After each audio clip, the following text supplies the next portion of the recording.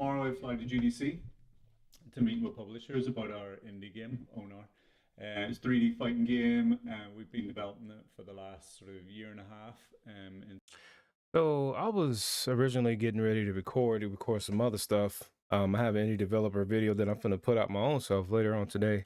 But I saw this, it was in my YouTube feed, and I figured I'd make a YouTube about it real quick. So it's called ONAR, and it's a fighting game. We did some earlier So prototypes. I'll just let it rock. That, trying to work out what we wanted to make, and then sort of ONAR became it became more focused on what it was going to be about a year and a half ago.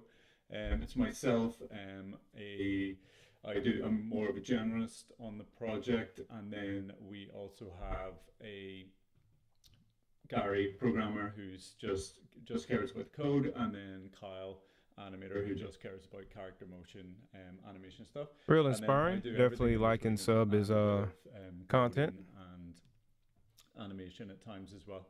So basically, what I want to do is made in Unity.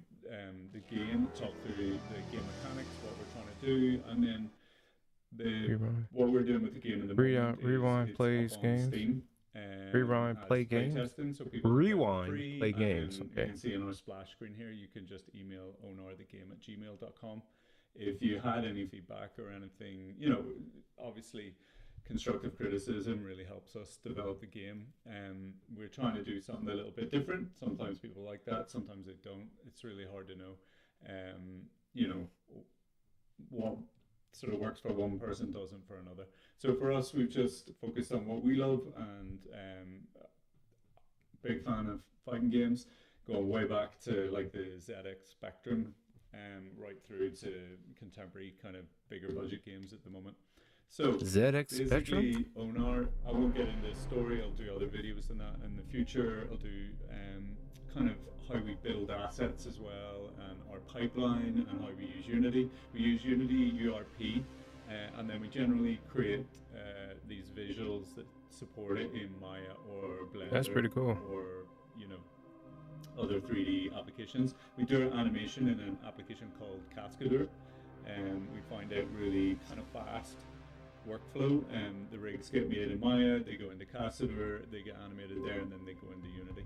So you can see some of these sort of like cutscene stuff. We have a story, but at the moment we're just focusing on our core kind of game. So let me pause right quick. Got that Ryu. So the Street Fighter. Get off my screen, man. Messing up my stuff, man. Get out of here. All right. The Street Fighter V, Street Fighter 5, it was called, Victory, whatever anime. Ryu did that. He was doing that like a lot. That's pretty cool. I like that. Gameplay and what's different. So we put in practice mode. So this gives me I like the UI. This gives me marathon vibes. So that people can practice the game, but it also works for us to use when developing the game, because we've created a little system in the background of like swapping out different moves and distances of moves and damage and stuff like that. So this allows us to Who's the artist? Check how far something work moving, or does it feel right? Like the game's a lot of trial and error. So basically, it's 2D.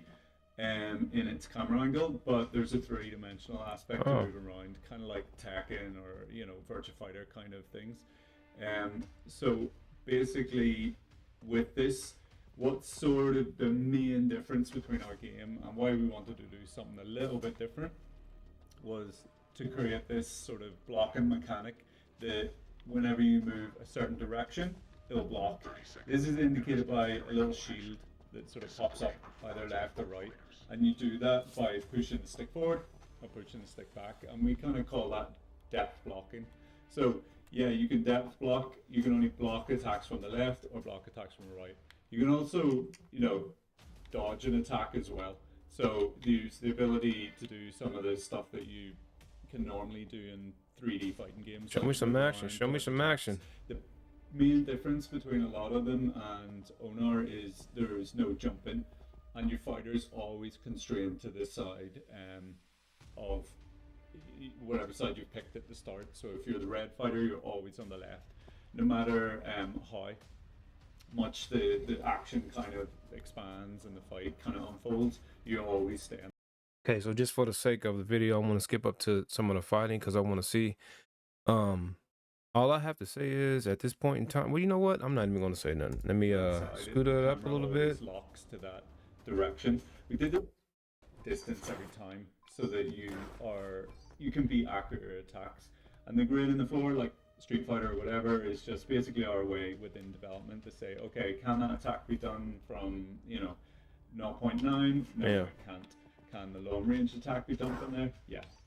So the next sort of thing in our sort of fighter arsenal is that once you land an attack, that's when you can string together multiple attacks, and all these different attacks, which I think every fighter has 30 attacks because of the different directions you can push a stick. But basically, any of these attacks will string into any of the other attacks, but some of them push the character further away than others. So what that means is that you really have to get to know what attacks your character. All right, so let me let this play because I would like to see more. So this is definitely early. This is really cool though. I like the guard mechanic and I like the way he's talking about the fighting. Okay, that's cool. The only thing I want to say is everything that you're doing, right? Hone in on it. Make sure it's good because there's a lot of competition with fighting games out. In fact, there's this another game. There's this other fighting game I saw that I had wishlist on Steam. It's called Corrupt.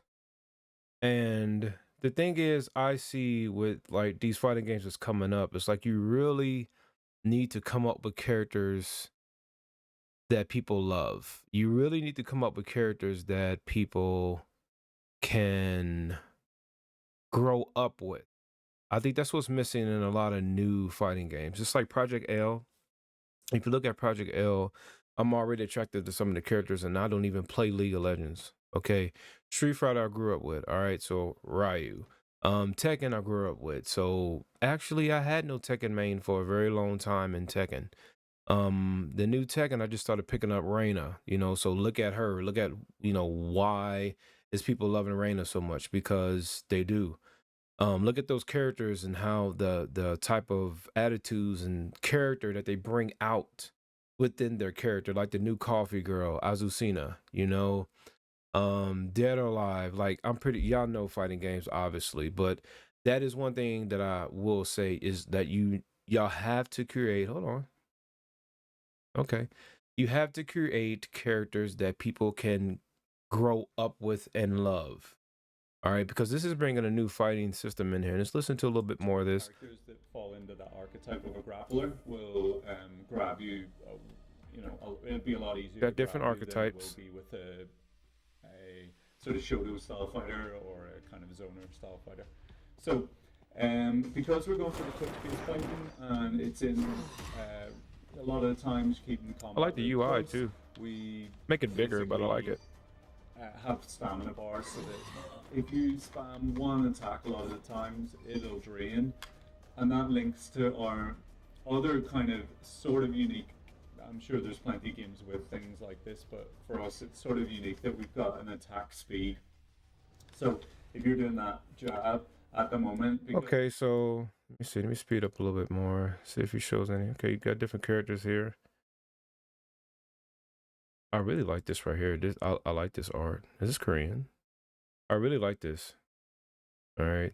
So just for the sake of it not being so long, I'll go back and watch ONAR. Definitely support the developer if you want to, if you're into fighting games for sure.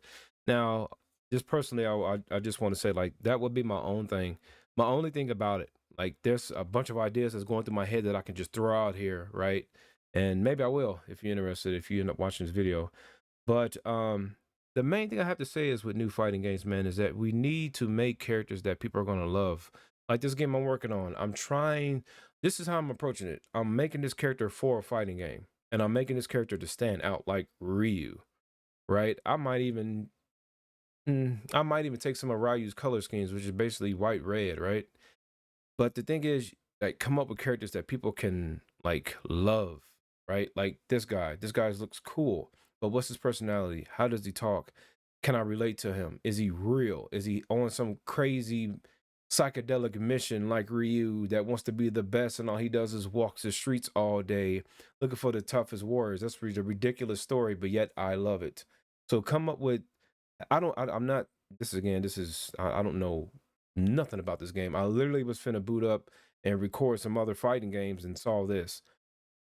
Make sure your characters stand out and that they have a story with them. Make us want to know these characters and grow with the characters, and then hone in on the combat. Now, I will say there's a lot of competition out there with the combat now. You're going to have to come with it when it come down to the combat. I don't know what the release date window on this game is, but as of right now, y'all main competition is Fatal Fury Mark of the Wolves, Street Fighter 6 DLC, Guilty Gear is constantly coming with DLC, and Tekken is not going anywhere. On the indie development level, I'm pretty sure there's some. There was one I was following on Instagram, but then that one Corrupt. So in my mind, this and Corrupt are head to head. Okay, this and Corrupt are head to head, and I have the same critiques I will have to say about Corrupt. Is these characters that y'all have need to be in a way that we can relate to them. I don't want this video to be too long, but I'm going to shout out a book. I don't have it right here. You know what? I'm going to pause this video and get this book to show you. Okay, so I'm back. So this book, How to Make Capcom Fighting Characters. Okay, this book has a breakdown of what Street Fighter V almost was. Can you see it? Now, y'all might already know this. Like, this might be completely useless to you. But if not, I suggest going to look at it. Because Capcom, and not only Street Fighter, has taught people how to make good characters. I love Mega Man. I have a Mega Man calendar right here that I wish I can show you. You see, so you need to come up with characters that people are going to remember and relate.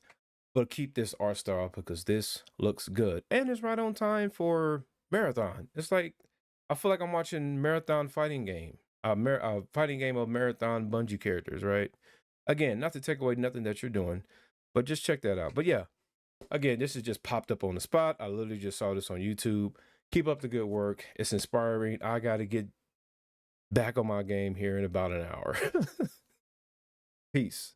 Reach out to me if you like some more help and more, just how I think the game should go too, because I'm willing to help and give my inspirations. I've been playing games since I was 11. Get with me. I don't use Unity though. I use Unreal. Get in there!